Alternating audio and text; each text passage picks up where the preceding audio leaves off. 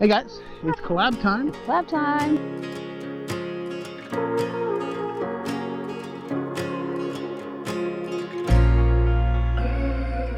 And in true Texas fashion, we went from 90 degrees down to 40 overnight. So we're out here for you guys in the cold, at least for about 5 minutes. Yeah, then we're going to be back in the truck because it's too cold to be out here at the park. So once a month, the last Thursday of the month, we always do a collab with 2 other channels. MelNetteLivingFreeZipcodeless and Traveling on Adventures, Earl and Terry. This month we are doing... We're talking about traveling with pets. And we obviously travel with our dog Bear, our big old Pyrenees. So yeah, we have a little experience with it. Traveling with pets is rewarding and challenging all at the same time. Very much so. What we're going to do is give you a couple of quick tips that we do when we do our travels. One thing you want to do when you know your location is scout around on the internet and find the nearest pet hospital or animal clinic, something that if you have an emergency, you know exactly where to take your pet.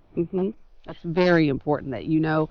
I mean, if you're in a big city, you won't have a problem finding a pet hospital. But if you're more rural or out away from, you know, a big city that might have several and maybe this town only has one, you need to know exactly where it's at. Yep. And with that in mind as well, always keep your shot records with you for your animal. Yeah, and always keep your pet up to date at the very least on their rabies vaccination. All right, I think we need to take it to the truck. Let's go to the truck.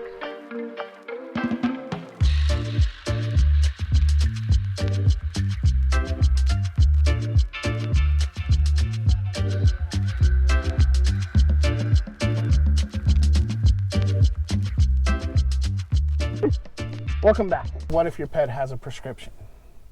Yes, and that's a good point. If your pet does have a prescription, you might want to make sure you have enough for whatever duration you're going to be away from where your normal vet is. Make sure you have enough of those meds. And if you don't, if it's something you have to get refilled every 2 weeks or every month or whatever, see if your vet can call in a prescription for you over the phone, or just send one, you know, electronically to a nearby pharmacy, which can help a lot in having to go back to a different vet and go through that whole process again. Yeah, and we travel with a little binder that has his shot records in it. And one thing that I would say, you know, put any other pertinent information that you might need for your pet, you know, especially if they're taking medications, have a list of what they take, when they take it, because you know how things go when you're traveling. You misplace bottles, you know, the label gets ripped off, whatever. You want to make sure that you know what you're doing. All right, another good thing to have that we always put on the outside of our camper, if we're going to be out for the day and Bear happens to, or even just a couple of hours, if Bear happens to be staying behind because he can't go with us, we leave a sign on the door that says, you know, that there's one dog in the camper and one of our cell phone numbers will be on it. So if there's something that happens, they can call us and we know to go back to the camper. So when you're out doing your adventures, if you're going somewhere that is not pet friendly and you have to leave your pet in the RV, you want to be able to monitor the temperatures or even the power fluctuations that happen inside your RV. There's several different products out there that you can use. We have a smart thermostat that actually will send us notifications if we lose power or the temperature exceeds the certain threshold that we set. It'll automatically send a push notification to his phone so we know, hey, there's something going on here. We need to get back and see if everything's okay with the trailer. Because you know, when you're camping at RV parks, sometimes the electric is not so reliable. Right. So you never know. And if it happens to be storming, the electricity can get knocked out. So it just gives you peace of mind to let you know. Yeah, and here's a prime example. You know, yesterday was bright and sunny here in Texas.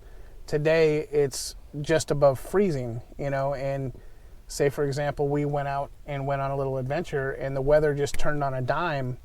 Well, maybe we forgot to set the thermostat or for the heater to kick on if it got cold. So I'll get a notification, hey, the RV is getting down low. I can kick on remotely. I can turn the heater on or the air conditioner, depending on the climate. and make sure that he's fine. One thing to look at when you're booking your reservation and you know where you're going is Google pet-friendly places around that area.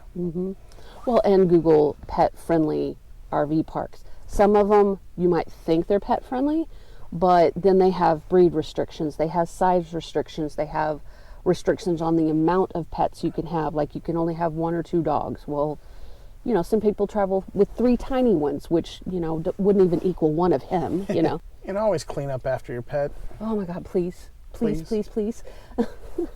There is no poop fairy. No. Responsible pet owners tend to be the poop fairies for those that are irresponsible, so. Another thing to look into is if you're quite the adventurous type and you do a lot of hiking and biking and stuff like that, we used a service called RVer when we went to Zion through RVer.com. And we found a nice pet sitter too through them. Yeah, we dropped Bear off, I drove, we did our hikes, our bikes, and then we came back, picked him up.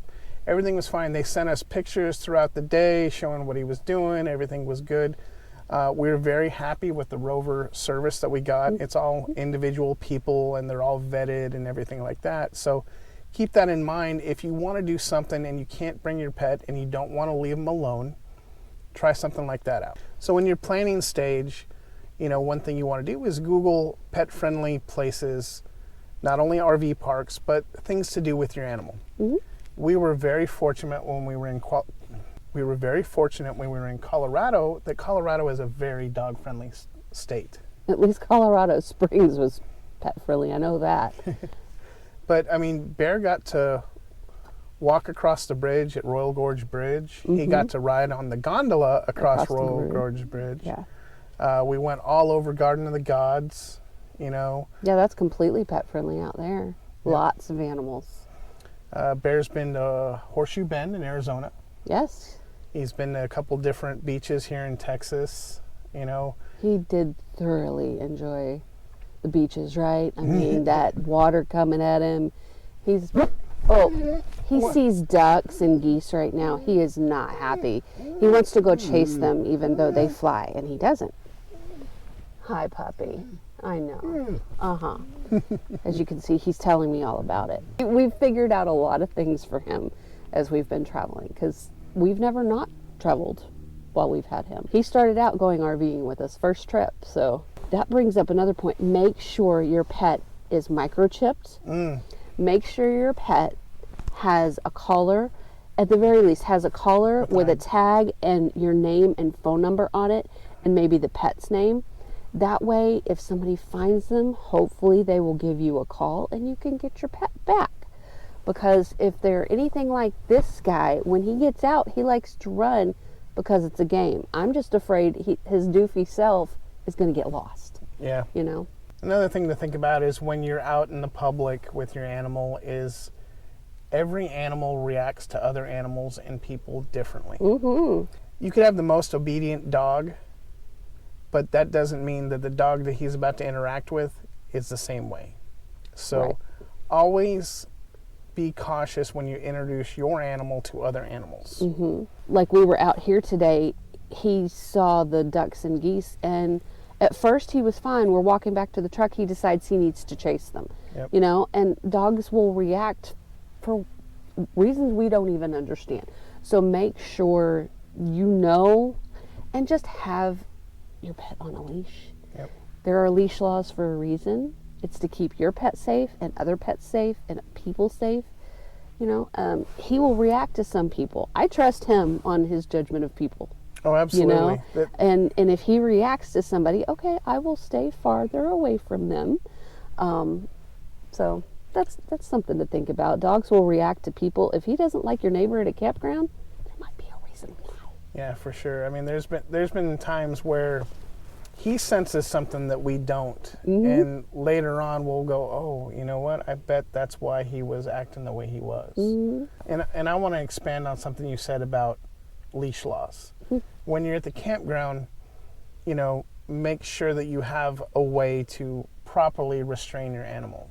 Yes, all campgrounds, and you may disagree here, but every campground, I should say, that we've stayed at has a leash law.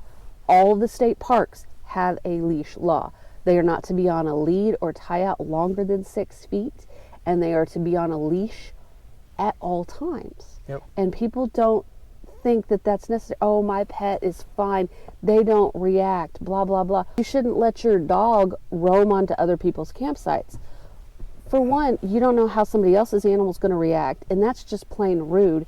And if your dog's all friendly and you're never worried about them, how are you going to know that they didn't just go poop near somebody's front door? Yeah, exactly. How many times have you gone out in your campsite and then all of a sudden somewhere off in the corner there's, you know, a nice pile of Poo. You know, and that bothers me, you know.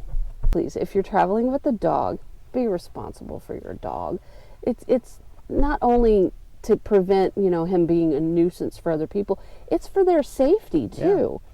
Yeah. And for those of you who have the pet pens that you put around your front door and your trailer and all that, that's great.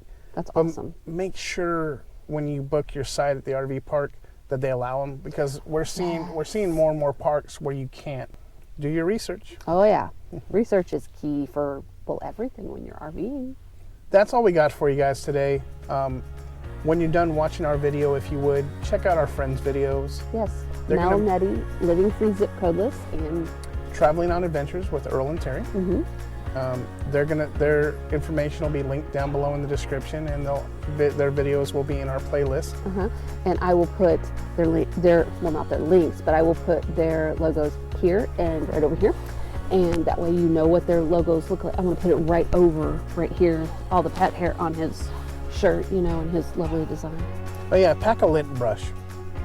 Yeah, if you have a dog or cat, anything like ours that just sheds year round, lint brushes are your friend. Yep. That's all we got for you guys today. Thank you so much for watching. Thank you. If you found any value, please like, comment, and subscribe. We would appreciate that. And until next time, we'll see you out there. See you out there. Bye.